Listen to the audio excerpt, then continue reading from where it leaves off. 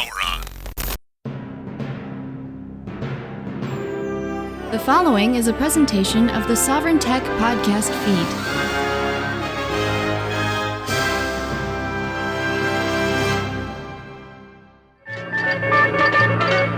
And now for another fast-breaking news story, we go to our roving reporter, The podcast, Sovryn Tech.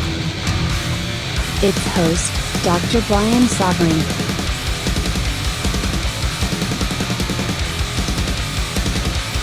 The tech giants tried to stop Sovryn Tech. They can't.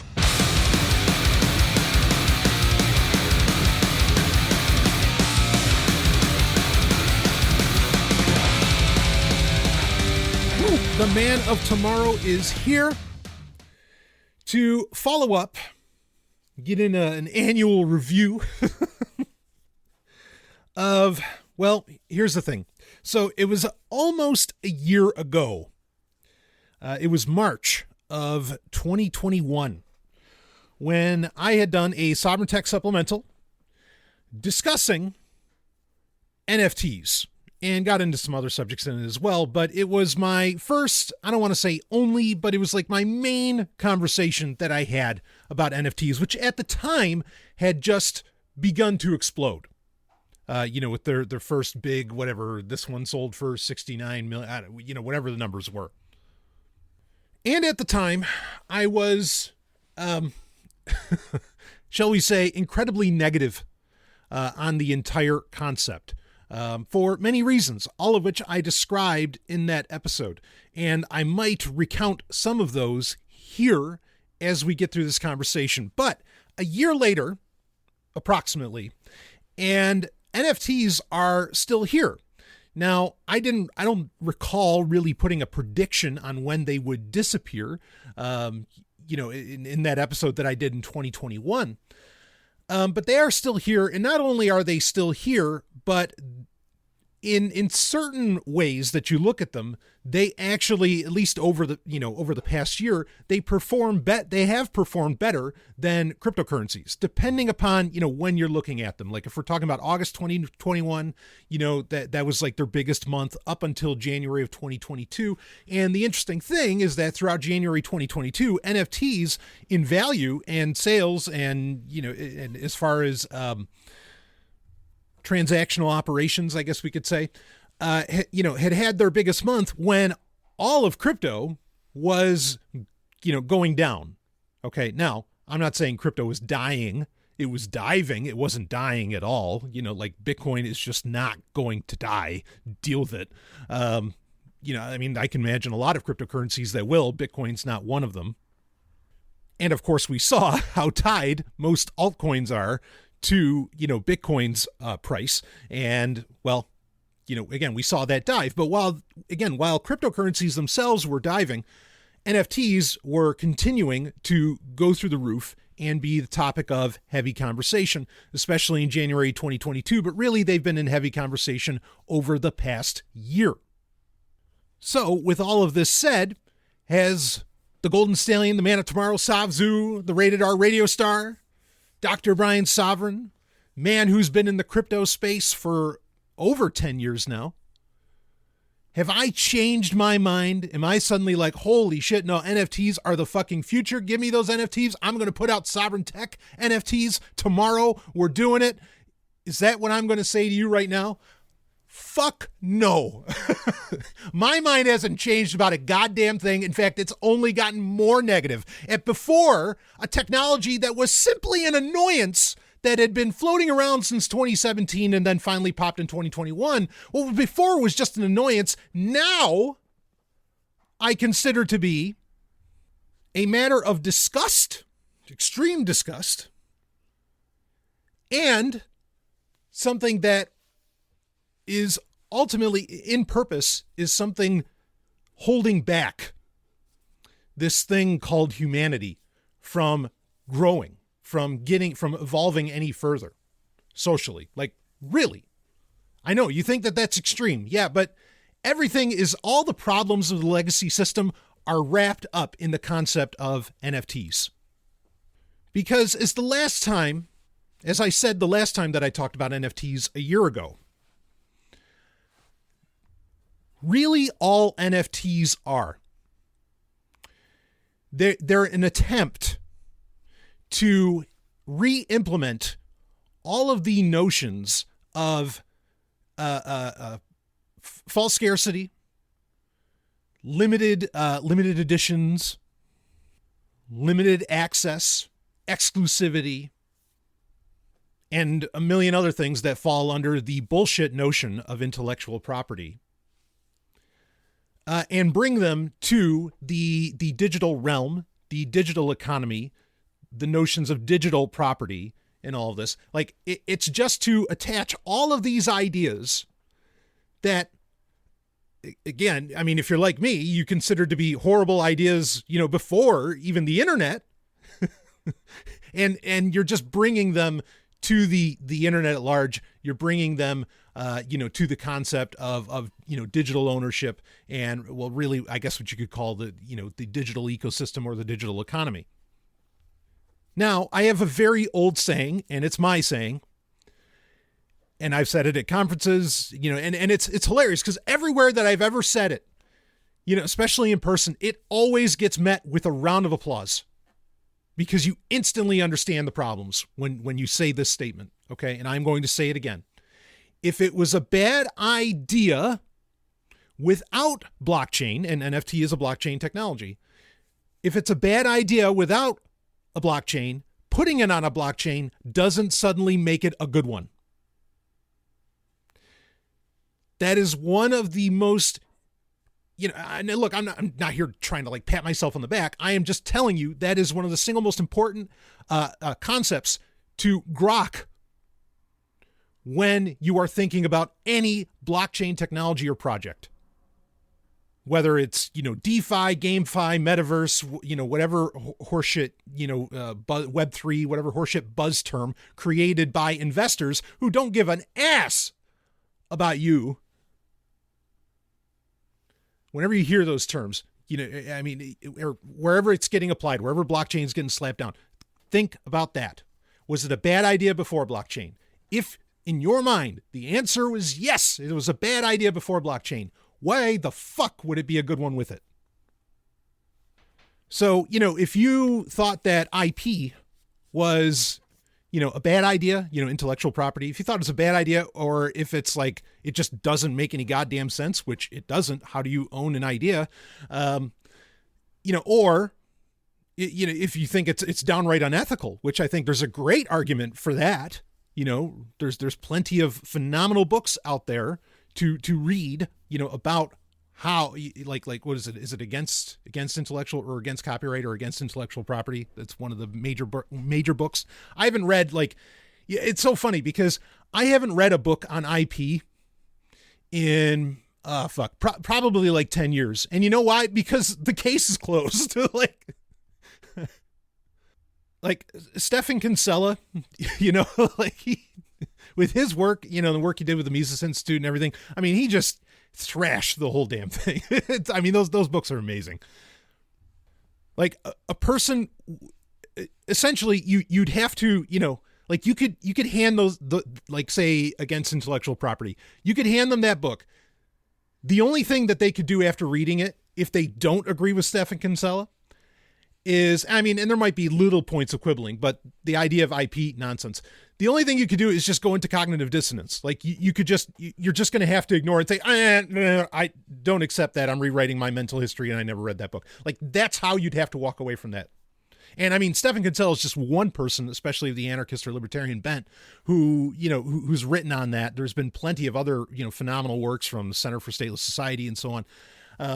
Again, people who are looking at, okay, how do we evolve past, the domination structures that we have, right? That we live under, that we don't need. That maybe we never needed, but we sure as fuck don't need them now. You really, yeah, okay, quick. That just speaks to it. The only people that are into NFTs are the people who ultimately want the status quo. Okay.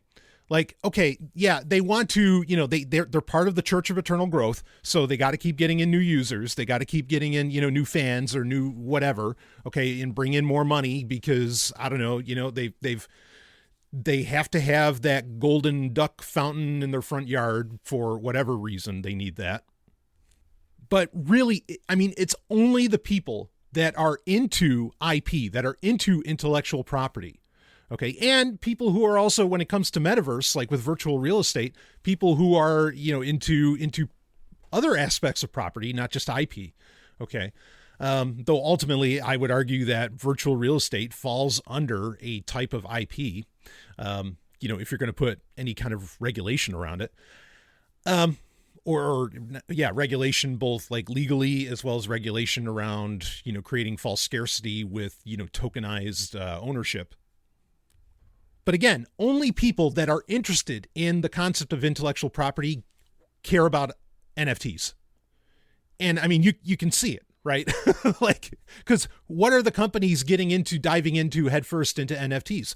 The gaming industry, the music industry, I imagine the movie and TV industry, or, it's the entertainment industry at large. Yes, the fashion industry is getting into it. Yes, there are, other... again, when it gets into metaverse, that's really trying to create a virtual copy of everything that is actually real. There's a conversation to have around that and whether that's like even a good idea. But like only those people who are into all of that are the people that care about NFTs. Do the fans care about NFTs? Ultimately, I'd argue no. They really don't. And I want to talk more about that. And what we're going to get into, with this episode is I want to break down some of the arguments for NFTs. Basically take those sacred cows, turn them into hamburger. Okay.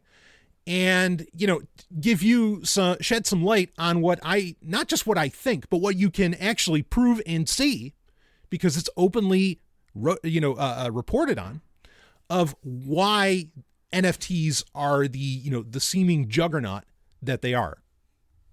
And again, it has nothing to do with, somehow people getting a better deal, like about the consumer getting some kind of better deal or the consumer getting, winning. So, and this conversation comes with really a very depressing thought from me. And, the older I get, the more I come to realize this. All right, let's just say it. And like, it's so hard for me to say because I love entertainment. I love art. I love films. I love, at least television shows from back in the day. I love, books. I love music. I mean, I love music. Like all the, fuck, man. Like, just look at my Plexer and you tell me, millions of songs, and you tell me what kind of metalhead I am. You tell me who's more, right? If we wanted to rank them. Holy shit.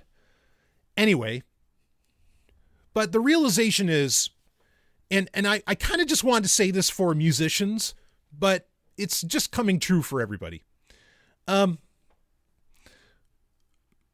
People in the entertainment industry, they're fucking morons. Like, they're so fucking stupid. Like,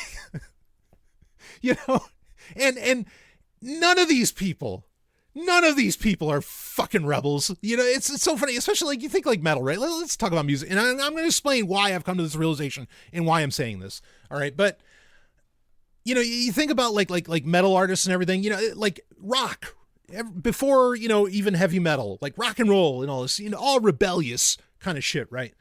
Or at least that's the concept. And like, I remember even, Gene Simmons saying that, like rock needs to exist and it will always exist because we always need that rebellious expression. Okay, well, maybe metal music might be a rebellious expression of some kind, or maybe rock might be some kind of rebellious expression, but the people who make this music, they're fucktards. Like they're so dumb. Like I can't, and I hate that I'm saying this because Like, I've revered these people for so long, and I've given such a shit about these people, and talk about the amount of fucking money I've given these people, and time, which is the thing with real intrinsic value, and the attention that I've given them. Okay, you know, and the adulation and like going to concerts, and they're all goddamn morons. Why am I saying this? Well, here's the thing. So, I recently listened to, talk about a guy that I respect, and I think I still respect him.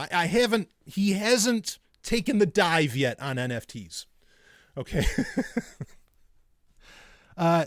You know, Mrs. Sovryn, Ellen, she got me into, okay, all right, hold on. There's a chain of events here. So, someone I've talked about a lot of times over the years when I've talked about metal, because I consider him to have written, like, if not the greatest metal song of all time, one of the greatest metal songs of all time. Possibly besting Dream Theater's Pull Me Under, right? From Images and Words. So Devin Townsend, okay? And the song I'm referencing with Devin Townsend is Triumph off of his album Syncastra. Just amazing.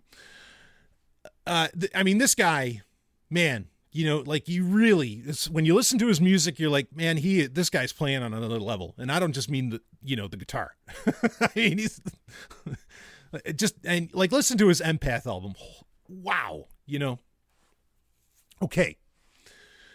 So he started a podcast a little while back, and Ellen had listened to it. She loved it. I mean, she's a huge fan of him. I kind of introduced her to him, you know, but she, you know, listened to him on Plex and took the ball and kind of ran with it, you know. So I don't want to take all the credit for that. But she certainly got me listening to him even more than I did previously. So, you know, it's a cycle, right? We're feeding each other's desires, which is, you know, how great relationships work. And she's like, oh, he's got a podcast. You should check it out. I'm like, oh, no shit. All right. You know, and I'll listen to it. And I've listened to a few episodes so far. He's only like 18, maybe 20 episodes deep, about 18. I think, because I think the episode I'm referencing is episode 18. And so episode 18, well, anyway, I listen, his podcast is very good. I totally recommend listening to it. Especially if you know your like rock and, you know, music and metal history. Like, you're in for a ride, because there's shit that he talks about and says, I mean, I was just, you know, fucking blown away, you know, to hear it. So I am going to listen to his podcast is going to be in my essential listens category, which there's all of 5 of those now, you know, as far as podcasts go. Another one being another metal show, that being the Eddie Trunk Show. But anyway, I'll be listening anytime Devin Townsend wants to put out a new podcast. I'm going to be there to listen to it right away. And my opinion hasn't changed on that. Okay. And my opinion on Devin Townsend hasn't changed yet either. But anyway, so episode 18, and if I think of it, I'll link to it in the show notes. He does an episode about NFTs. Normally his show is about him talking about his albums, what went into making his albums. And he's made so many, and he has so many different projects. Yeah, you can do a fucking podcast around that, or, you know, around Devin Townsend's work. You know, absolutely. And it's fascinating stuff to hear. So, but anyway, with episode 18, he did 2 things that were different. Like, A, he's not talking about his albums. He's talking about a subject, that in this case being NFTs. B, it was also the first time that he had a guest on his podcast. And he had another guy who I really enjoy his work. He had M. Shadows on, Matt Shadows of, you know, of Avenged Sevenfold. Right. I mean, and we all listened to that Nightmare album. We know how fucking great that was, you know, or Backcountry. And I mean, come on, like Avenged Sevenfold, phenomenal act, you know, great metal band, great albums, pretty much across the board. Big fan. And just quick, before we go further, there's going to be more than this podcast as to why I'm going to say these guys are idiots. And I don't necessarily mean Devin Townsend. I could not believe like the shit that was coming out of M. Shadow's mouth. And I hate that I'm insulting him, but what can I do? Okay. When you're selling people crap, like I got to call it as I see it. So anyway, so M. Shadows is very pro NFT, and like they did some kind of sale where you could buy an NFT for $250, which granted, that's generous as far as compared to what some other people are like. What was it? Kings of Leon sold, how much were they selling their album NFTs for? Which of course didn't even give you the album. It just bought you access to the album on Web 2.0, not even on Web 3, but whatever. We talked about that, in the previous episode I did on NFTs a year ago. But it gets you exclusive access into like this little club, this chat club. And whenever you go to a concert, it'll get you something and blah, blah, blah. And, whatever the usual crap is that's being offered by, musicians for, selling their NFTs. Now, what was the most, and he was like talking about, like, he sounded somewhat educated. At least he didn't sound negative towards, M Shadows. He didn't sound negative towards Bitcoin. He didn't sound negative towards Ethereum, which, that's essentially 2 steps forward, 5 steps back, right? It's like, okay, you're pro Bitcoin, but you're pro Ethereum. Well, you missed something there. Like you fucked up somewhere, or took a wrong turn at Albuquerque, I guess. And then, he's kind of trying to explain Web3. I mean, again, he's a musician. Look. Okay. All right. Hold on. So to be clear, I don't expect musicians to be tech savvy. I don't expect them to be, like computer scientists by any stretch. Like, please don't confuse it. I don't expect that. However, if you are going to implement, if you're going to like say, yeah, we're implementing stuff on the cutting edge, I do expect you to understand this shit. And, whatever, M Shadow, I mean, anybody can have a bad day and like not really, be able to articulate things well on the fly. Even though somebody who's used to playing in front of hundreds of thousands of people, I would hope you'd be better at that, but whatever. It was very clear he didn't really understand a lot of the technology around this. I don't think he really understood a lot of the economics around this. He was very supportive of Web3, individuals being in control and like owning digital stuff in comparison to like right now, everything is renting out to bigger companies and blah, blah, blah. Again, I've recently had conversations about Web3 and how that's complete bullshit, right? Because it's just the Web2 people funding like this, people who like, if Web3 is the solution to Web2, the last thing you want is the Web2 people guiding Web3, right? Because they didn't learn anything. They just want to keep making more money like they did off of Web2 without having concerns around like autonomy and security and everything else. But anyway, so, Devin Townsend was trying to be very even. I tweeted about it, or, I reached out to my fans about NFTs and what they thought. And he said it was 98% just vitriol. Like the idea of engaging in the use of NFTs or, in implementing them in his business model and everything, like 98% of his fans was just like, fuck that shit. Like, no way. And great. I'm glad to hear that. In fact, that just about every industry that's like implementing these things, when you talk to the actual people that buy your shit, they're all saying, whether it's gamers, whatever, they're all saying, no, don't do this. No, you're wrong. Stop. This is bullshit. This is going to fuck us, and just make the rich richer. Which, right on. So anyway, Devin Townsend was trying to be very even-handed. He says, yeah, and he says he went on and watched some documentaries or videos about like why NFTs are crap, but he wanted to have people come on that were pro NFT just so that he could, kind of cover both sides and everything. And I appreciate that. And I know I like to imagine that Devin Townsend is an intelligent guy, and that is an intelligent way to engage this concept, to engage NFT, any subject, and certainly with NFTs. I haven't heard like the cons, like he did the episode with the pros, or what are claimed to be pros of NFTs. I didn't hear the one for the cons, though ironically NFTs are a con, so it's all con. Well, all right. And anyway, I want to hear that, and see what he says to that. But most of the conversation between Devin and Matt was trying, like the only concern they were trying to assuage was the environmental concerns, which, okay, like they were saying, okay, yeah, we know there's environmental concerns and all that, but don't worry, Ethereum's going to proof of stake, and then it won't be, the environmental concerns won't be as bad, and blah, blah, blah, blah, blah. But that's the only critique that they took on. throughout the episode, other than they brought up another one saying that, well, like, because Devin asked Matt, like, why do you only do 10,000 NFTs? Why not do a run of, 1 million, or why not do them infinitely or something like that? And essentially, Matt said, well, it's just like we do with albums where we do limited editions. So they brought that up, but those were really the only two critiques. The thing is that while one is leading in an interesting direction and just shows how much, that being the limited editions, and just shows how much these people are really stuck in, stuck in the legacy system. The environmental one, like, this is just, I'm almost to the point that I think the environmental argument against crypto, against blockchains and all that, like, I don't, it almost feels like AstroTurf. Like, it almost feels like, because it is, that's such an easy argument to go against, because all you can do is say, well, yeah, but it's growing pains. We're just in the early stages. We'll figure this out. We will fix this. Are there solutions to, environmental concerns around cryptocurrencies? Yes, there are.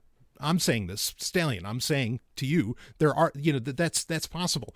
But then I am not going to waste time, and I didn't really waste time in my NFT episode a year ago talking about the environmental concerns. Like, I'm not saying they're illegitimate. I'm just saying that they're too easy to, like, denounce, and it seems like everybody wants to concentrate on that. Like anytime a news outlet wants to, talk about the negatives of NFTs, that's the only one they really want to write about. When that's the boring negative, ultimately, I mean, is it important? Is the environment important? Of course, but it's boring in that, okay, that's the one that can be solved. That's the one that ultimately, is already being worked on and doesn't really matter. But that's the only critique that they were bothering to, like, respond to. And they've even said, yeah, we don't even respond to those arguments anymore, or at least, Matt said, M Shadows said that. And I mean, I kind of wish they would engage them and just, like, shut those people down, because I get annoyed when anybody is arguing about or arguing for environmentalism, and saying, well, Bitcoin is bad for the environment, or, this blockchain is bad for the environment, blah, blah, blah, blah, blah. I would put a number on it of, say, 95% of the people that say that watch shit on Netflix. I've been saying this for years. You cannot be environmentally concerned. You cannot be an environmental activist and watch Netflix at the same time. You can't. It's not possible. Bitcoin is nothing compared to Disney Plus, Netflix, YouTube. Go down the fucking list. Like, the hilarity that the people, according to Devin Townsend, that were complaining about environmental concerns or, around NFTs, are doing so on YouTube. like, wait, guys, if you're that concerned, that's nonsense. So, like, I mean, again, and this is why I don't get invited to any, like, environmental events, because I'm going to call it right out. I'm going to say, everybody here that watches Netflix, leave the room, because this message isn't for you. I'm here to talk to people who actually give a shit about planet Earth. And I'm telling you, people would just walk. So the environmental argument, there's no point in getting into that, because everybody's a goddamn hypocrite, on that end. It's one thing if you're using, okay, sure, everything runs on servers and blah, blah, blah. It's one thing to, if you're using, like, things that are, if you're arguing against, say, Bitcoin from an environmental standpoint, or NFTs from an environmental standpoint, and you're using, say, technologies that might still be bad for the environment, but ultimately they're nowhere near as, they don't use anywhere near the power, say, that a blockchain does. Okay. But again, if you're going to use streaming video of any kind on the internet, fuck you. Like, you're pointing your fingers in the wrong place. And, you better start pointing them at yourself, slapnuts. Now, so environmental issues aside, because again, everybody's a liar when it comes to that. Or a hypocrite at least. So I want to address some of what they got into. I mean, because I guess they did kind of talk about growing pains, but that kind of speaks to the environmental stuff. But I do want to talk about the growing pains because I have a list of things I want to get into that they were addressing on this. Okay.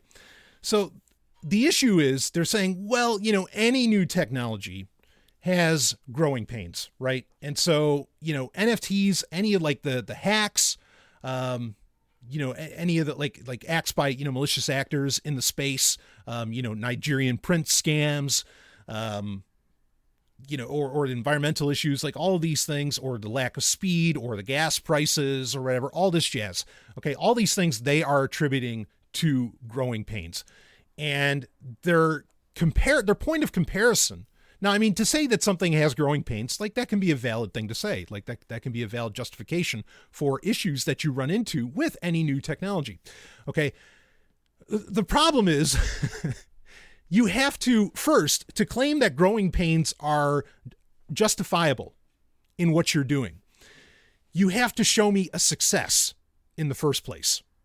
Okay. In fact, one of the really asinine things that M Shadows said was, it's like, well, the first car wasn't, I get it. The first car wasn't an electric car. Oh, no, stop, Matt.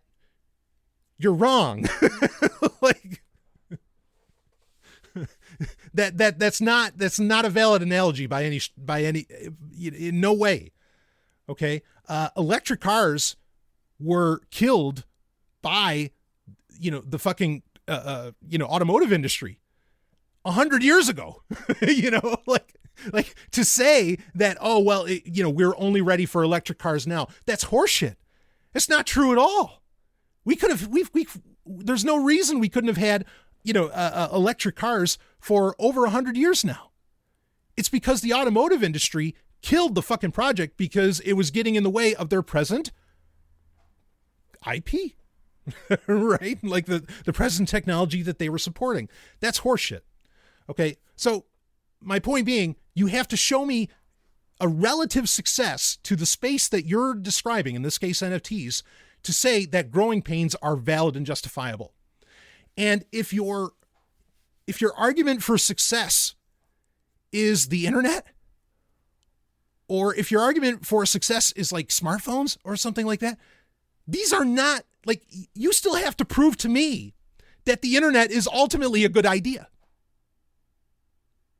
You still have to prove to me, and in fact, actually, this one's easy. Like, if you want to argue about smartphones being a new technology that, that are some kind of like wild success, they're not a wild success. Like, we know we can scientifically, through psychology and a million other health concerns, we can show why smartphones are ultimately a net negative on civilization, if you care about civilization.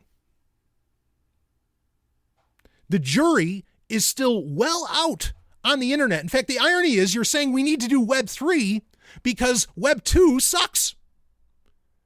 So you can't call the internet this new technology that was ultimately a good thing and that, had to go through some growing pains. The growing pains haven't stopped. In fact, you're proving the point. So what is your point of contrast for growing pains with NFTs? There is no point of contrast that you can point to that, oh, well, this is a success, so we just have to wait for this to become a success. Because, with NFTs and to some degree with blockchains in general, your only point the only thing you can really point at is interconnectivity, right? So computers in general, computers as a technology as a whole, whatever that can mean. Now you can point at that as a success. However, it is a success as an isolated system. It is not a success as a connected system. Or at least a connected system at large scale. In fact, really, there's just all the evidence in the world that the only people that the internet ultimately benefits Because I don't know about you, I look around and I don't see the world changing. I don't see people being any smarter. Oh, they've got access to all the information in the world at, at their fingertips or whatever, but they don't fucking read it. You tell me how it's improved society. Fuck, even if you're libertarian, anarchist or whatever, you go to these conferences, go to these, whatever. I mean, you're just meeting it's all the same goddamn people that were already into this shit back when, it was the zine scene, right? With magazines and, they're reading Reason magazine and whatever, stodgy books of theirs, some of which are better than others. And like, it's all the same shit. It's all the same people. Like, what did the internet grow? The internet didn't grow a goddamn thing. Stop. You could say that Bitcoin, because my point I was going to make is like, okay, so the internet is better for people, but the internet is better for people, like what people? Because the only thing I see where the internet is better for people, the internet is better for Jeff Bezos. The internet is better for Bill Gates. The internet is better for, because you can look at the numbers during COVID, like who made the most money? Was it individuals? No, the internet didn't solve that problem. It was, it was the fucking guys. It was the Sinister Six. It was the tech giants. Those are the people that made all the goddamn money. And that's just been true for so long with the internet. So what are you, I don't see what you're saying here. And anybody that succeeded, say because of the internet, I would make an argument that they could have easily succeeded, with alternative technologies. So Bitcoin we can bring up, which I am a fan. Okay. I'm a real fan. Bitcoin, cryptocurrency, and certain other cryptocurrencies that I appreciate. These are technologies that don't require the internet. And that's part of the reason I'm such a big fan of them. Yes, they operate on interconnectivity, peer-to-peer interconnectivity. Okay. But they don't need the internet. In fact, I would say, and look, I'm not supporting Web3 in this statement, but it might kind of sound like it. I would say that the internet as it is actually 10 steps behind what Bitcoin ultimately offers. Like Bitcoin is playing on another level compared to the internet.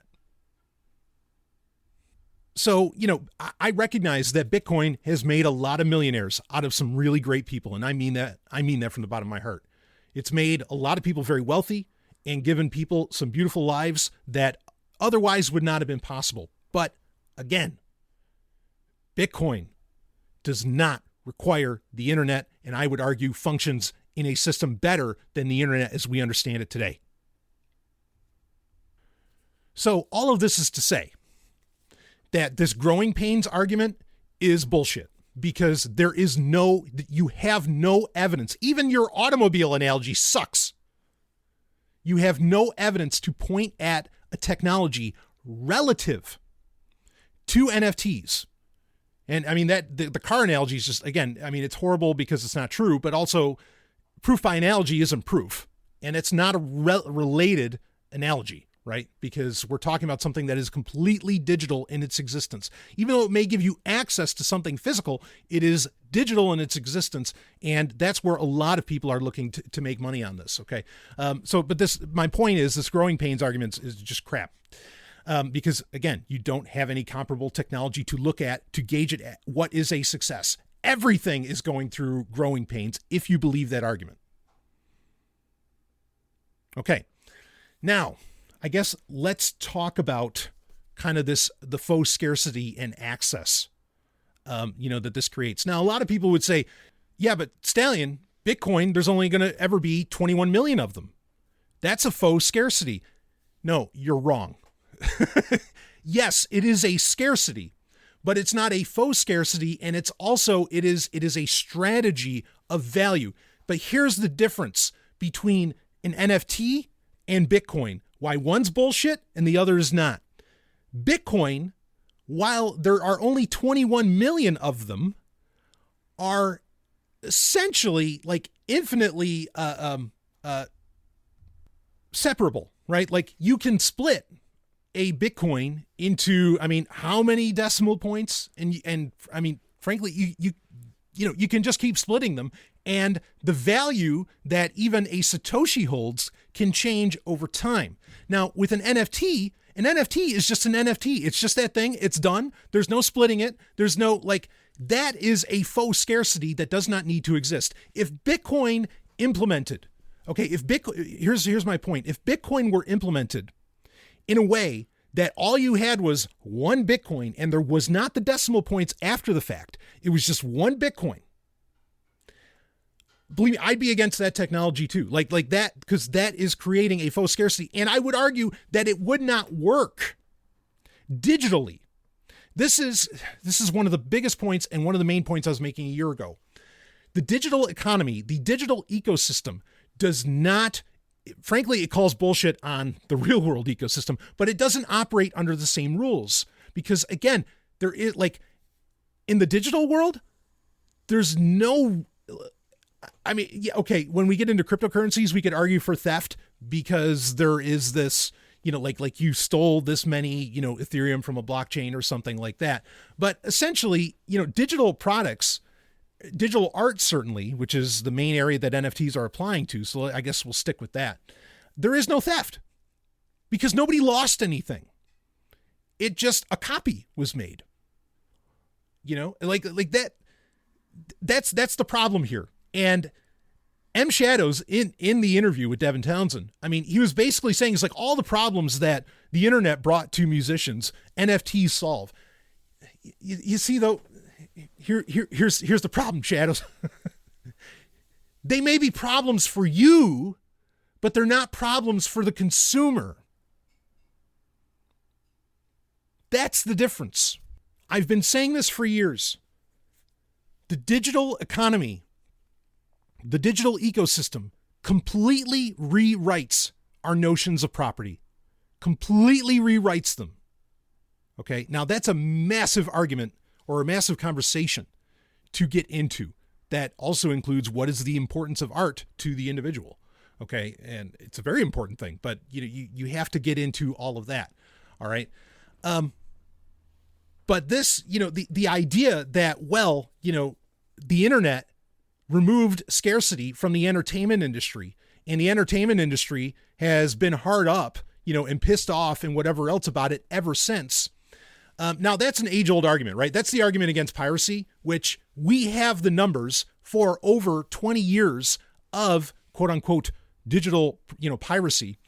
And we know that, it's not the problem that people think is the problem, right? Any author, like when Chuck Palahniuk was saying, oh, it's because people downloaded my books that I haven't had a hit since Fight Club. No, he found out it was this fucking agent that was skimming his money. And thankfully Chuck came out and apologized. I'm glad he did. But also when the Pirate Bay was at its hottest, right? Maybe the biggest franchise, one of the biggest franchises going at the time was Pirates of the Caribbean. Okay. So, Hollywood was flipping out because people were, like theater sales were way down, or, ticket sales were way down because people weren't going to see movies. But then, a new Pirates of the Caribbean movie would come out and it would do bigger numbers than any movie in, say almost in history. Right. And so what we realized was that, no, the problem isn't that people, less people are going to theaters. The problem is you're making shitty movies. Make movies that people actually fucking want, and you'll do crazy money, right? Because the theater experience is a very social and beautiful, wonderful thing that will probably never go away. Okay. Now, how about for musicians? Well, here's the deal with musicians. So much music can get made because of the democratized ability of computers, not of the internet, of computers, right? Whatever, software you use on your computer, whatever that happens to be, to make music. It's so easy to make music today because of the democratizing capabilities of computers, pre-internet computers at that. And democratizing in price really, because, it's accessible to everybody and, the technology's out there. So you have so many people making music. Here's the thing. How do you get through that cruft? You can only get through that cruft by being able to easily access the music, listen to it. Now, where I'm getting with this is that we also have the numbers to show that actually the people who pirate music the most also conversely spend the most money on music. Why? Because they are passionate about music. That's why they're taking the time to download it in the first place. And if you're going to argue to me that, well, yeah, but, now everybody, it's so easy to download music, or at the time it was with Napster and whatever else. And he brought up, M Shadows brought up Napster, like it was so easy for people to do that. Everybody was doing it. Look, those same fucking people were putting in an audio cassette in their boombox and recording the song off the goddamn radio. Shut up. You're wrong. Those people, if somebody wants to get it for free, they're going to get it for free no matter what. Or they'll burn CDs, or they'll do whatever the hell, that's going to happen. You can't stop it. You cannot control, as much as you like to think you cannot ultimately control the economic motives, attitudes, and preferences of a person who knows what they want. You're never going to be able to control that. You just can't. And the plebes, doesn't matter. They're not going to figure it out.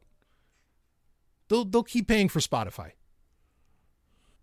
So trying to reintroduce a scarcity into something that does not need to be scarce, that we now know does not need to be scarce. It's a dick move. It's an asshole move all the way. But again, it's something that gets in the way ultimately of your fans being able to be passionate about you and fucking give you money. Now, I did not dig at all his argument that, okay, but we've been doing limited editions forever, with album releases and everything. So this is no different. NFTs are just another evolution of that. There's an argument where that can almost be true. I would say, why would you, NFTs are so stupidly complex and taking advantage of blockchain to do such a thing that you don't need it for that really doesn't make any sense to me. There's no because here's the thing. So with a limited edition box set, why do people buy limited edition box sets? Is to get to the 2 extra tracks that might be included on it, or the extra disc? Yeah, maybe. Granted, an NFT is not going to store that music in the first place, so that's a bullshit application, right? Because you're only getting access to the server that happens to hold it. That aside, oftentimes people are doing it because you get a booklet with it. You get a t-shirt. You get, all these things get included to sell the box set. Now that's fine. I actually don't really have, a problem with that. If you want that t-shirt, if you want that artwork and you want all that crap, by all means, spend $200 on a limited edition, earbook, digipack version, whatever, of your favorite artist's album. But again, what's the incentive in that? What is the incentive of buying the limited edition album? It's not the album. It's all the extra shit. It has nothing to do with the album. You are not selling your music. You are selling your t-shirts. You are selling your little art book. You are selling whatever. And the NFTs, an NFT cannot be a t-shirt. So why overcomplicate it by making access to that in NFT? Okay, now the other thing, the popular thing that people are doing is they are, again, a little later in the episode, I'm going to get into what is the reality. Why are people actually excited about NFTs? I'm going to tell you why. Or, why are the people who claim to be excited about it, why are they excited about it? Okay, now, how about this? So, okay, this gets you access to concerts or whatever. Look, I don't think, people are going to sneak into concerts if they want to sneak into concerts. There's not much you can do about that, okay? I don't really see a massive amount of people, making fake tickets to go to events, okay? Because the argument for why NFTs are great is because it's verification that you are allowed access into this event, into this venue. Where was that ever a problem? There is no problem. It's not a problem. Now, what is a problem with concert attendance or with event attendance of any kind is scalpers. NFTs do nothing to stop scalpers. Why? Because scalpers will, instead of buying tickets up on Ticketmaster, they'll just buy up the NFTs. And believe me, they'll figure out how. If you think you're going to be able to limit their shit on IP address or whatever else, you're full of it. Now, the argument goes that, well, but what's great about an NFT is that for this access, you could resell your access. And look, this is a thing that has existed for 100 years, at least, right? Any other baseball fans out there? You know how it goes. I remember, when a friend of mine bought, season seats, box seats for the Mets. And then he resold them. He bought it off a reseller, then he resold them later on. In what world did you need NFTs for that? You don't. And maybe your argument is that you're cutting out the middleman who puts together the tickets or something like that, but that's not possible. You're not cutting out any middleman, because if it's going to a physical event, the person who's at the physical event has to manage and handle this stuff. And I mean, you're just going to make their life worse. Like the overhead involved with this, as compared to just a fucking slip of paper, like a ticket, or putting a person's name down, in a ledger or something. Like, what the fuck is wrong with you? Like you're so overcomplicating something that does not have to be overcomplicated. The difference is like the artist gets to make the money off of it, and perhaps more than the person at the venue. That's the difference. Now, do I have a problem with artists wanting to make more money? No. But then let's be clear that this is not somehow a pro-consumer technology. Okay, you could argue it's a pro-artist technology. You could make that argument, but then, like Avenged Sevenfold's ability to make millions of dollars or hundreds of thousands or thousands of dollars a year, whatever they make. I don't know. Maybe they don't make that much money. Okay. Their ability to do that comes from, nobody acts in isolation here. Okay. Because like your ability to make that money, comes from so many different people who aren't even a part of your band, aren't a part of your record company, who aren't a part of any of that. It's everybody from the fucking restaurant next door to the venue to the people who run the venue and the workers there and all that stuff. That's all what makes this, come into a success. And I would argue, like another reason I think musicians are really hot on this is because it kind of kills the extra work that musicians need to actually do to attract the kind of money that, like other, really high end, or, well, that's kind of a sliding term, but that other musicians may have to do. So here's the thing, like, you're not going to make money off of the music. That day has come and gone. All right. Where you're making money off of the music. It's over. The only people that are going to buy your music are the people that you have turned into rabid fans. Okay. For example, Iron Maiden, who sadly have done an NFT, whatever. Dream Theater. I could go down a list of bands who they don't have to do anything the rest of their life, because any music they put out there, I mean, they still have to make music, but like any music that they put out there, any concert, any tour they decide to hold or whatever, they know they've got 100,000 fans out there out of the billions of people on the planet who will buy anything they sell. And you can make a very comfortable living off of just having 100,000 people, or hell, even 1,000 people who will buy anything at any price that you put out there. But you've got to be that fucking talented. You've got to be that fucking good. You've got to, I mean, that's the statement. You've got to be that fucking good to enjoy that kind of fandom, to enjoy, that. And I think for most people that would probably be enough. I mean, like, look at Kiss. I mean, part of the reason they're my favorite band ever is because they're more than the music. Like, why do they make money? Yeah, Gene is crazy about IP and will, put the Kiss logo on a coffin. I know. Okay. But they appreciate so much success because they are bigger than their music. They entertain beyond their music, whether it's comic books, whether, whatever it happens to be. They are so much more. Okay. An artist has to be that. Just like actors used to actually have to be able to sing. They used to actually have to be able to dance. They used to actually have to be martial artists to be in an action movie. They used to, you know what I mean? Like, they used to have fucking talent. Okay, if you don't have talent, I'm sure NFTs are for you. But let's not confuse the matter. NFTs suck, and so do you. Because you need a bullshit technology to make money at your craft. Pathetic. Now I want to talk about this a little bit more.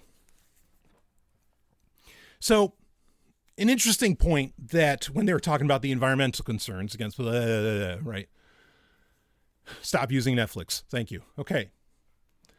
That Devin Townsend brought up was, he says, well, for these people who are concerned about the environment, what does it cost to send one t-shirt from the United Kingdom which is where a lot of, for whatever reason, I don't know why this is, because I know I buy, like t-shirts for metal bands or whatever, like Battle Beast or something like that. And they do always come from the UK, like whatever the logic is there. I mean, maybe it's because that's just where the, the record companies are. I don't know. But anyway,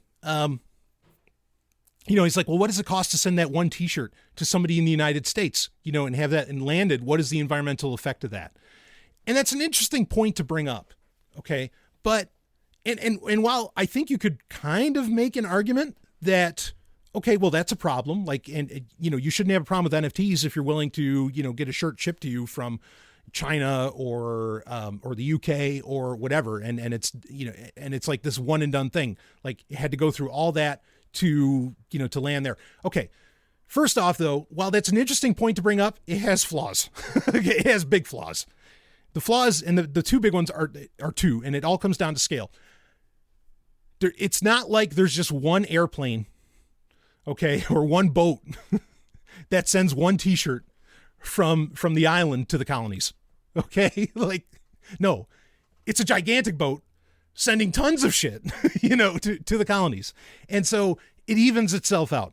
Not only that, the other way to solve this, if you are concerned about that, and I would actually respect somebody who was, if you're concerned about that, then it behooves you to be that good of an artist where there are stores around that will keep your shirts what's the keywords? Two keywords. In stock. Instead of made to order. You're actually good enough to where the shit's in stock. Imagine that. What a novel idea. And then you say, well, yeah, but JCPenney's never going to have a Devin Townsend shirt. You're right. However, a little mom and pop shop absolutely would have, Devin Townsend shirts. But guess who killed the mom and pop shops? The fucking internet. So where's the problem? Right? So, all of this is to say, like, your arguments about limited editions and, being able to get access to whatever, a chat room, a concert, and all this other stuff. Look, all of this shit existed without having to use NFTs.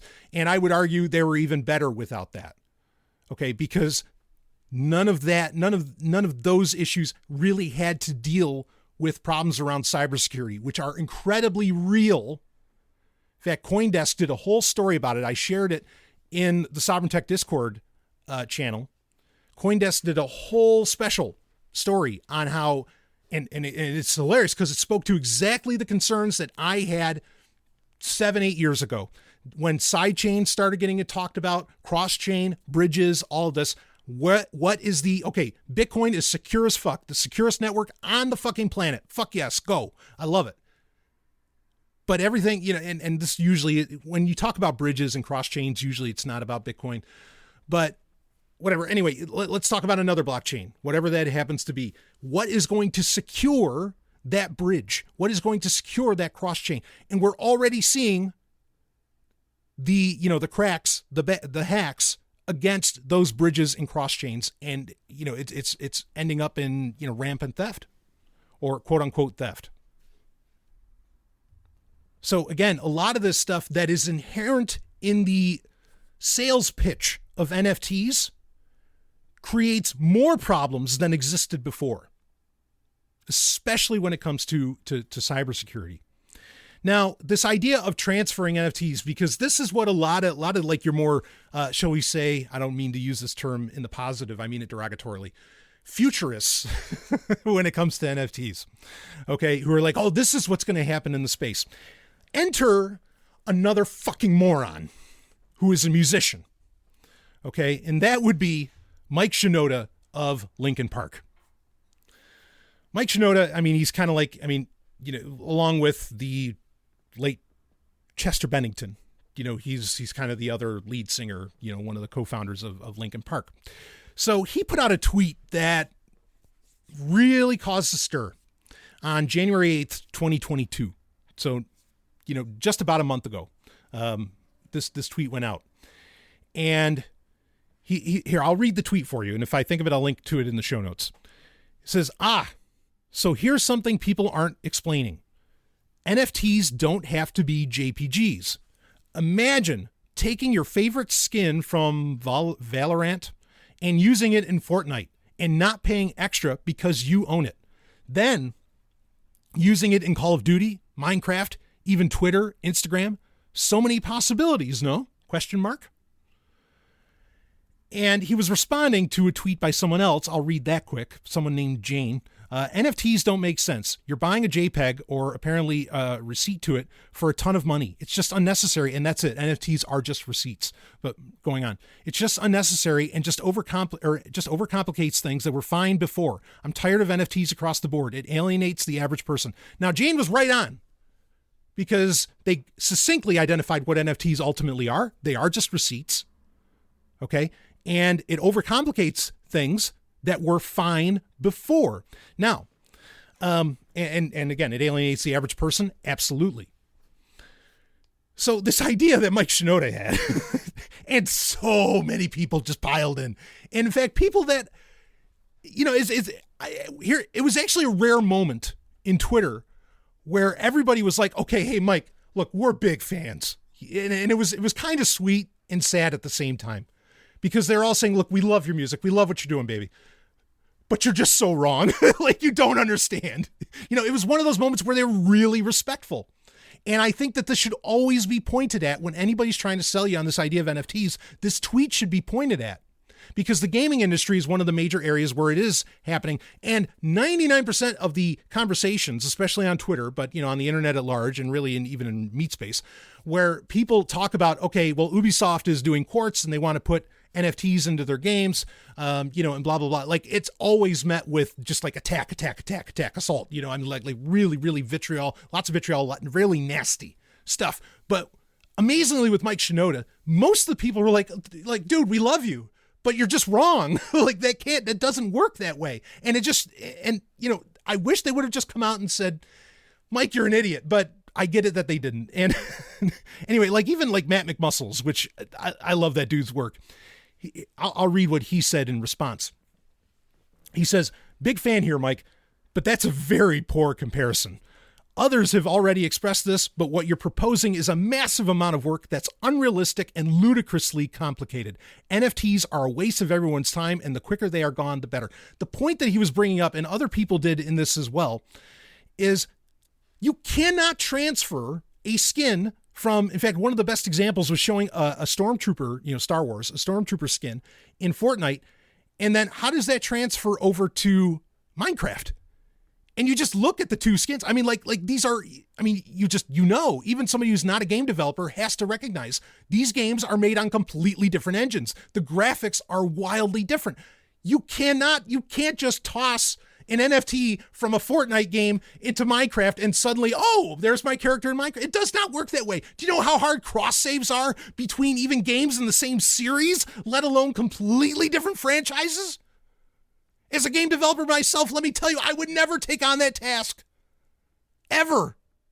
Even if I thought it was a good idea. Cross game or cross franchise, I kind of like that. Or not cross franchise, but within an infra franchise, I like it. One of my favorite game series is Arc the Lad, the trilogy. All of them are great, but the original trilogy for the PlayStation, phenomenal. The beautiful thing was that everything you did with your characters in Arc the Lad 1, if you had it on your PlayStation memory card, you would keep those stats when you went to Arc the Lad 2. That is hard in and of itself, even just in, not just in code, but even developmentally, philosophically, or, psychologically. Okay. Let's say psychologically in the game, because you essentially have to make the game in such a way that when Arc appears finally in Arc the Lad 2, he may be a wildly powerful character as compared to a half powerful character. So how do you balance the difficulty of enemies based on the possibility that somebody in the game you could say it's easy to do in that the difficulty changes once Arc the Lad 2 detects from the very beginning that there is an Arc the Lad 1 save file. But you see how much thought goes into this. And look, game developers are already wildly overworked. They already don't have lives. What the fuck are you putting on these people by making them have to implement NFTs that go cross-franchise, cross-game, and all this other stuff? You're a fucking sadist.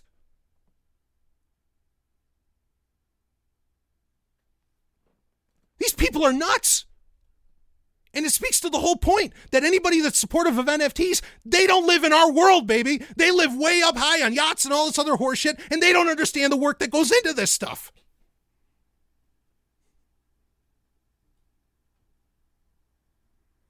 Now, aside from the fact, I mean, and look, I'm glad because it's always gamers. It's always gamers that, I say this so much, okay? I'm a gamer first.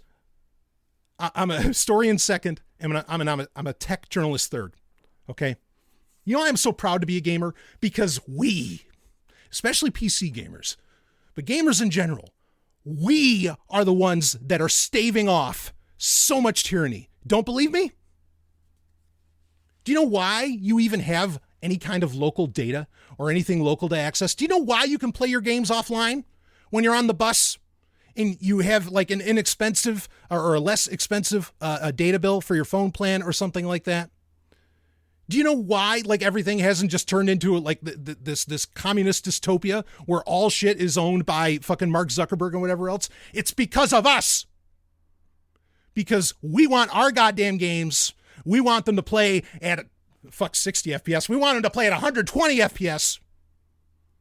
We want games that are the size of servers themselves, where I need to put in a 16 terabyte hard drive just to play the latest, I don't know, take your pick, because that's what it takes to fit that game on there. And you're not going to run that off of a server ever. We're holding all of that off because we're the people that still need offline technology. Okay. We're the people that want bang for our buck. We demand value because we understand. And it's not like we're cheap bastards. No. We spend a premium on our chairs alone. We spend $1,000 on our chairs alone. We will spend all the money in the fucking world. Do you know how much a great gaming PC costs, baby? You're looking at almost 5 digits. You think we're cheap?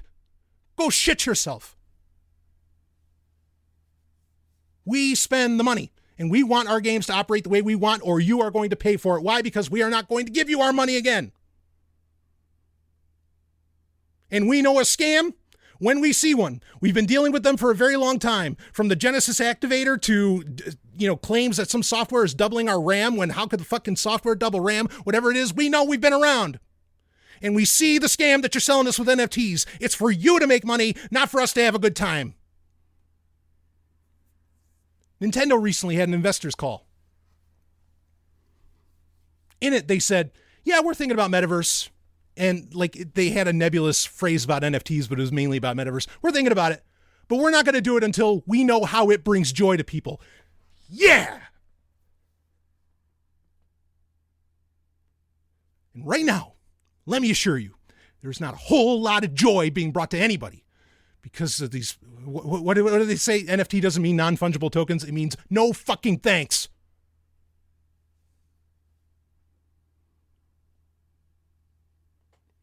Now, what's the reality here? I think I've made my point with why this is all crap. Again, like you want to do DLC, you want to do all this other stuff in gaming. Yeah, we're used to it. Some of it's valid, some of it's not, NFTs, gamers recognize you're overcomplicating things. This is only going to screw us. It's just going to cost us more money. It's fucking IAP. It's, endless runner bullshit. And we know it.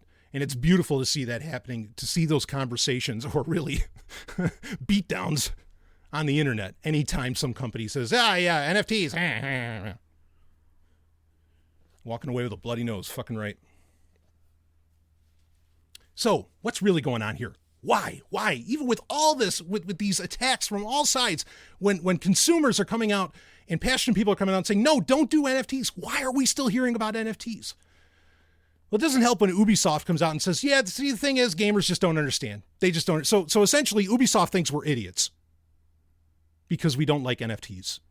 No, we're the smart ones. You're the fucking idiots. Okay. And I didn't even get into the fact that, look, like any of this application for Web3, like people, I've been trying for years to get people to get NASAs. I can't even get people to do NASA. I mean, some people do, and kudos to you. But the amount of listeners I have and whatever else, like NASAs aren't necessarily going through the roof. it's a popular conversation, thankfully, but in fact, maybe there's even something conspiratorial with that around the idea of Web3, because to do Web3, you essentially have to run your own server, whether it's your laptop or an NAS or, whatever that actually looks like. That's ultimately what the claimed aims of Web3 is. And NFTs are somehow a part of that, which is nonsense. So what's going on here? Okay. I want to get into the reality of this. The reality is, and I'll put links in the show notes. The reality is that you have, like M Shadows is hinting at it. In fact, at the end of the Devin Townsend podcast, he says, like, okay, we had all these problems as artists where we lost all of these ways to make money. This gives us the ability to get it all back. Now, does this give them the ability to get it all back? Sure, in a way. Is that a pro-fan / pro-consumer move? That is the bigger question. And I would argue the answer is no. So entertainers, artists, whatever, they're hot on this because they feel like it reintroduces revenue streams that they lost once the digital realm called bullshit on their faux scarcity. So there's that. The other part, okay, and this is where things get a little more nebulous, but we know the stories are out there already in Bloomberg, in every major news outlet. This isn't like Zero Hedge stuff. Not that I'm knocking that. I'm just saying this isn't Zero Hedge. We know, admittedly, that there are, even like Justin Bieber, go down the list, that there are a lot of people with a lot of money that are using NFTs to tax evade. Do I have a problem with tax evasion? None whatsoever.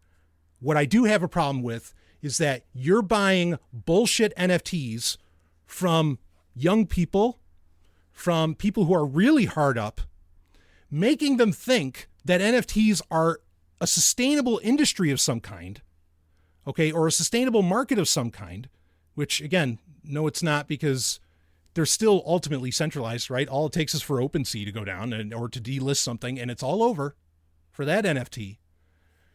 But you're creating an illusion that there is value here by buying up for insane valuations these NFTs from people who, I was working at McDonald's and now I've sold NFTs for $100,000. And we don't even have to get into, try converting that into usable money. And, the gas fees are going to take out 50% of whatever the fuck you just made, if not more. So no, okay. But they're doing this. They're trying to create this concept of infinitely scalable property, whether intellectual or, in the case of, say, the metaverse, virtual real estate. They're trying to create this infinitely scalable, at the same time, ironically, which calls bullshit. It's not even a paradox. It's just contradictory. It's just, hypocritical. You're trying to create this infinitely scalable property and introduce a faux scarcity into it, because this is an easy way for you to make money. And so right now, in the honeymoon stage of this technology, yes, you have lots of people buying a lot of these things to try and create hype around the industry. And they're spending millions of dollars, which in the net worth of these individuals is a pittance. It's a couple pennies to them. But to you, it's life-changing, right? But that's only going to be at first. Eventually, this turns into a bunch of microtransactions. Nobody's making hundreds of thousands of dollars off of NFTs after that. Unless, it's a band charging $10,000 for an NFT or something, then they will. Okay. But the everyday person, just because it's an NFT, no, that's not how any industry or market works. But not only that. So the point about tax evasion. Okay. You have NFTs, while they are based on blockchain, while they are based on what could arguably could be called ultimately a cryptocurrency like ETH, or even, Solana, whatever. Okay. They fall under a very strange category. There are not really any regulations around NFTs. So you can put your money into essentially an NFT, like the speculative NFT. And how does that get taxed? Well, the IRS says, we don't know. And all they can do right now, and they admit it, the IRS is talking about this. They're looking at NFTs. All they can do right now is just kind of track it. but they don't know how it's going to shape up. So it's actually a great way, when somebody's putting millions of dollars into this, it's a great way to hold off and stay, and put $1 million somewhere openly that does not have any like real taxable regulations around it. So that's those two things. One is this attempt to hoodwink people into thinking that this is somehow valuable, that this is somehow an industry because somebody's making $1 million off of it. And then also the tax evasion aspects of it, though that's the reality of why NFTs are appreciating their moment in the sun. As soon as there are clear regulations around tax regulations around NFTs, I guarantee it. I'm confident in saying that. I guarantee it. You are not going to see these insane valuations on NFTs ever again. Like, you're just not going to see it.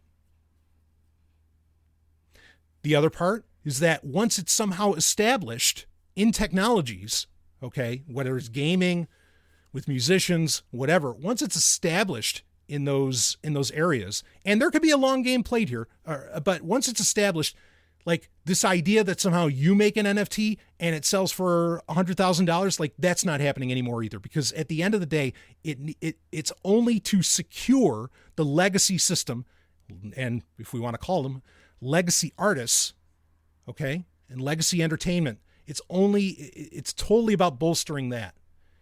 It is not about creating more art. It is not like it's just not. So right now there's a lot of money into it because there's this excitement around Web3, which Web3 is completely an investor, venture capitalist buzzword and failed concept because it's coming from those same asshats. Okay. It's a part of that. So you're seeing a lot of money in it because they're trying to trick you into thinking that there's value here when there isn't. Okay. And believe me, they'll know when they want to pull out the rug from it or when they hit their threshold of whatever matters, because they'll just pull all the money right back out. And even at this really nascent stage, and it still is with NFTs, even though technically they've been around since 2017, even at this nascent stage, it is very easy to get the rug pulled out from underneath any NFT. Like as soon as it's effectively delisted on anywhere that it matters to list it where you could make money, you're fucked. You've got you just lost a ton of money on a bit of data. So that's what's, again, the stories are out there. I'll link to some in the show notes where you can see that, yes, like even the IRS knows this is being used for tax evasion. I mean, we could get into where, and I've talked about this in the past. Now, this isn't true across the board, but a lot of like art collecting and like art, like art auctions and all this other stuff, a lot of that is done for money laundering. Do I have a problem with money laundering? I'm an anarchist. You answer that question. But my point is, okay, that's what's happening here. Tax evasion, money laundering, a lot of these other things, even if I don't have a problem with these things, the problem is that you are tricking people into thinking this is something for them, that you are tricking people into thinking this is an industry that they can make money on. You are tricking people. You are hoodwinking people, like I said. And that I have a problem with. So what do? Well, you don't buy them. You don't buy into it. Just don't. If you just really want that work of art from that guy or whatever, well, then send him some money, and like, hold it for me. I'll pick it up later. You know what I mean? Nothing is being added here that is somehow a unique proposition. Again, it's gatekeeping, it's faux scarcity, and it's sadly, it's setting us back so many steps because digital, like the notion of digital property, as in you have digital files that represent perhaps a work of art, music, movie, whatever, a book or things like this. All of that was setting everything free because, like, well, A, art is an important thing, but B, like the arena of ideas just got blown wide open. And when you can engage that and get into that, that's what allows us to grow as quote unquote humanity. You know, and it was actually, like, I think saving people a lot of money in that, okay, they're really into this music or they're really into this. And, you know, sure, they don't have to pay for it anymore. Granted, they didn't have to pay for it before either. They could just turn on the fucking radio. Okay. But also, you know, like, people's demand for getting their content or their art or whatever in the way that they want it to, that pushed the industry forward. That's how you do have things like Apple Music and Spotify and so on that are far more consumer friendly, right? Like, I am not arguing to go back to vinyl. I'm not arguing to go back to LPs. I like that I have a music collection in my pocket or whatever. I like that my podcasts can be out there. I like a lot of these things. Okay. But that was only pushed forward because, you know, the bullshit that was a lot of the not just the scarcity of the content, but the scarcity of the distribution, like the false scarcity of the distribution of it, which, again, computers just blew wide open. You know, they had to figure out how to make money in doing that. Okay. Did they end up making less money? Maybe. But then what? Are you starving? No. I don't know. What, you couldn't go to Bermuda yesterday? Like, what? You got to explain to me. I don't have a problem with people being rich. like, don't confuse me on that either. Okay. I'm just saying that, like, what are you complaining about? I mean, it's the same thing. I don't understand what the obsession is with the Church of Eternal Growth. Like, why? Why do you think, like, oh, we just have to constantly get more users, you know? I mean, that's another thing too. That's a whole other, oh man. I could get into, this goes back to, look, thank your gamer, okay? Especially the one that doesn't play Fortnite. Like, thank your gamer, your local gamer, because again, they are really putting the kibosh on this horrendous cloud future. And just look at Google Stadia. Like, hardcore gamers are not getting in on Google Stadia because Stadia is not delivering what they need. And Stadia's business model has had to change dramatically over time because Google's just not getting out of it what they were really expecting. Again, you know, the cloud just as a concept just doesn't work. Okay. I also think that's why a lot of gamers are getting into retro gaming. But I mean, I could get into a whole conversation, you know, around that, because that's another issue that's happening is, again, that Church of Eternal Growth. Okay. We can't get any more, like, we can't get enough gamers fast enough, right? Like, we can't get more of them involved, you know? But the gamers, again, it's not like they're cheap. They'll put down the money to get the hardware to play their fucking games. They will spend $60 for the latest piece of shit, you know, whatever you're putting out there of the year. And, you know, they will do all of that, but that's not enough because for some reason they think they just have to keep growing. They have to keep doing more. I don't know what the mentality is around that. I do not understand what the mentality is around the Church of Eternal Growth, that everything just has to grow. Like, I love what's happening right now. Ironically, because of the chip shortage, I don't love that COVID's happening. But chip shortage, I kind of dig, because what's happening is people are appreciating essentially what they have, and not just people, not just consumers, but businesses. Like Nintendo's like, yeah, we're just mid-life cycle with the Switch. Thing's been around for 5-6 years almost, you know, and usually in a console generation, you get into the 6-year slump. And so you have to come out with a new console. Not this time, because physically they can't produce another one. But also they're just like, well, we'll just keep making what we got. And what, you think you're going to get shitty games? Fuck, are you kidding me? You still have Metroid Prime 4 to come out. I mean, just this month, what do you got? Rune Factory 5? I mean, like, there are so many games being made. There's no need to come out with a new console right now. But again, I don't get it. What is this Church of Eternal Growth that they think, yeah, we got to just keep, every 6 years, got to keep coming out with a new console, got to keep going, blah, blah, blah, blah, blah. To me, it ultimately, the only thing I can see behind the Church of Eternal Growth, where like everything, we just have to keep getting more users, we have to keep doing this, it ultimately comes down to laziness. Because you don't want to have to actually innovate like something that's into something that's something useful, which I would argue the metaverse is not. You just need to prove to advertisers, which are companies usually that are actually doing something worth fucking while, that it makes sense for them to spend money on you. And that's really all you want. So, like, at least in the tech world. So, you know, it's bullshit. It's turtles all the way down. Like, that's the only thing I can imagine, is that you have to show those numbers of users and all this other shit just so that you can appease those advertisers. But if we're interested, like M Shadows, if we want to cut out the middleman, let's cut out the middleman. Let's cut out the fucking tech giant. I mean, we know that like targeted advertising versus non-targeted advertising, there is no appreciable difference between those numbers. So let's stop that crap. And that's all that most of these tech giants exist for, minus maybe Microsoft and Apple. Like Google, Facebook, these companies ultimately rely upon advertising. End them. Get them out of here. Fine, you're done. See you later. Anyway, I didn't mean to go down that road. But it's all just symptomatic of the same problem. And again, we've got to evolve past this. And NFTs are just holding us back. Okay? And like I said, I mean, there might be a very brief time in the sun where it looks like people are making money off of it. But that is strategy on the part of the investors who want to screw you eventually with this and make a ton of money off of not, $100,000 NFT sales, but off of microtransactions, essentially. It's like all the little fees, right? That you get, that your bank cuts out on you, that you lose thousands of dollars at least a year on, right? It'll become the same damn thing.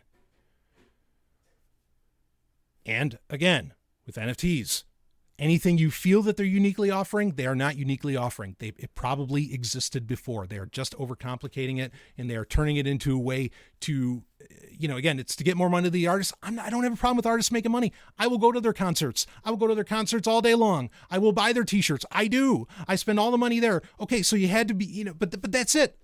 Like, sorry, this just weeds out.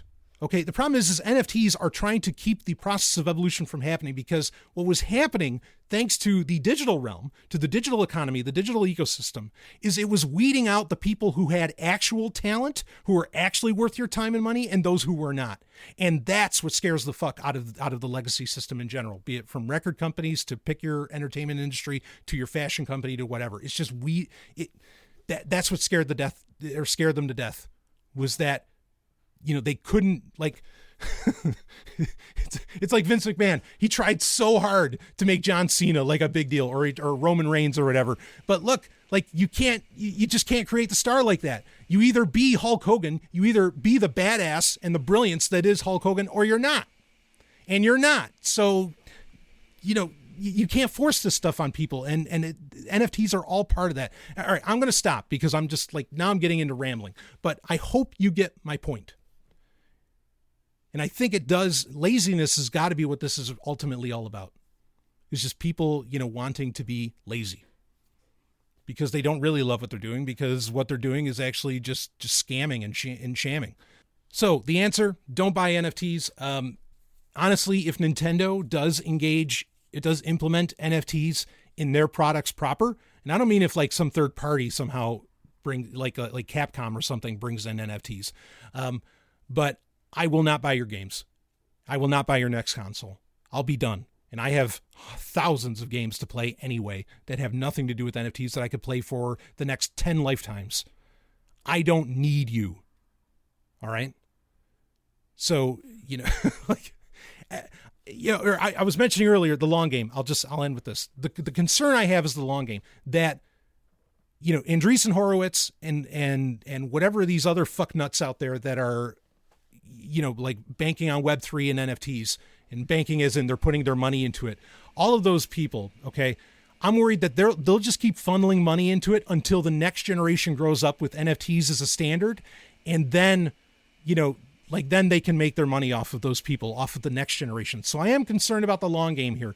So it's important to not only take part in NFTs, but to also be, in my opinion, absolutely verbal, absolutely active against NFTs whenever they come up. Just attack them right away. You want to be nice about it, you can be nice about it, but just attack them instantly. And so that way the next generation, who will look up to you, when the next generation looks up to you, that they will see you saying, fuck NFTs. No fucking thanks. Now, I know I said I was going to wrap up. Before I do, speaking of that next generation, I do want to get this in, because I think a lot of people listen to this and they'll ask me, okay, so NFT's bad. What's this future that you think that they are, keeping us from getting to? And I will tell you what that is. And I think I'd be remiss if I didn't bring it up, in this episode. And that future is this. It's a future without IP. It's a future without intellectual property. That computers in general, not just the digital realm, but I mean, computers are, what brings that to fore. But, computers allow for, like we were talking about earlier, the democratization of the creation of entertainment specifically. Okay. Again, we'd have to get into a huge conversation around the importance of art to the human condition. That's not what we're doing here. But I imagine a future where anybody could, for example, once you get intellectual property out of the way, where anybody could make a new story about Captain Kirk and the crew of the Enterprise. It could even be, like a movie like Star Trek Continues, or, a TV series, mini web series like Star Trek Continues, or it could be, whatever it ends up being. And you could make money off of it because you did great work in comparison, say, to the not great work that CBS has done with Star Trek lately. And no, that's not subjective opinion on art. That's fucking objective. Okay. Now,